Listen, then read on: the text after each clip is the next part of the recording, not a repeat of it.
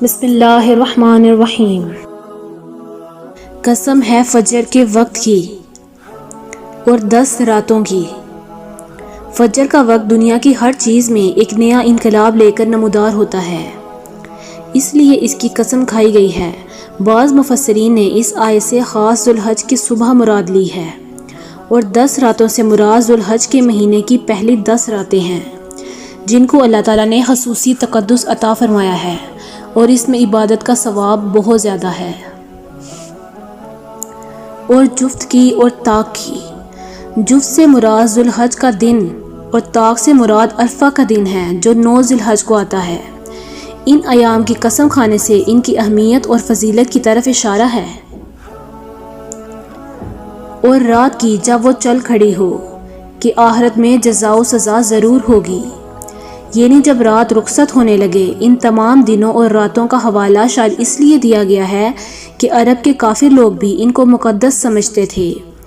ظاہر ہے کہ یہ تقدس ان دنوں اور راتوں میں خود سے نہیں آ گیا، بلکہ اللہ تعالیٰ نے پیدا فرمایا ہے۔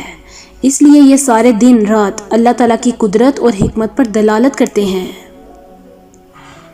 اور اس قدرت اور حکمت کا ایک مظاہرہ یہ ضروری ہے کہ اللہ تعالیٰ نیک اور بد کے ساتھ ایک جیسا سلوک نہ فرمائے، بلکہ نیک لوگوں کو انعام دے اور برے لوگوں کو سزا۔ چنانچہ اس صورت میں انہی دونوں باتوں کو نہایت بلیغ انداز میں بیان فرمایا گیا ہے۔ ایک عقل والے کو یقین دلانے کے لیے قسمیں کافی ہیں کہ نہیں؟ کیا تم نے نہیں دیکھا کہ تمہارے پروردگار نے عاد کے ساتھ کیا سلوک کیا؟ اس اونچے ستونوں والی قوم ارم کے ساتھ۔ ارم قوم عاد کے جد علا کا نام ہے، اس لیے قوم عاد کی جس شاہ کا یہاں ذکر ہے اس کو عاد ارم کہا جاتا ہے۔ اور ان کو ستونوں والا کہنے کی وجہ یہ بھی ہو سکتی ہے کہ ان کے قد و قامت اور ڈیل ڈول بہت زیادہ تھے، اس لیے آگے فرمایا گیا ہے کہ ان جیسے لوگ کہیں اور پیدا نہیں کیے گئے۔ اور بعض حضرات نے اس کی وجہ یہ بتائی ہے کہ انہوں نے اپنی تعمیرات میں بڑے بڑے ستون بنائے تھے۔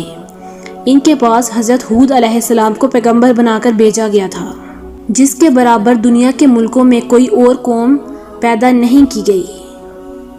اور سمود کی اس قوم کے ساتھ کیا کیا جس نے وادی میں پتھر کی چٹانوں کو تراش رکھا تھا۔ قوم سمود کے پاس حضرت صالح علیہ السلام کو پیغمبر بنا کر بھیجا گیا تھا۔ اور میخوں والے فرعون کے ساتھ کیا کیا؟ فرعون کو میخوں والا اس لیے کہا گیا ہے کہ وہ لوگوں کو سزا دینے کے لیے ان کے ہاتھ پاؤں میں میخیں گاڑ دیا کرتا تھا۔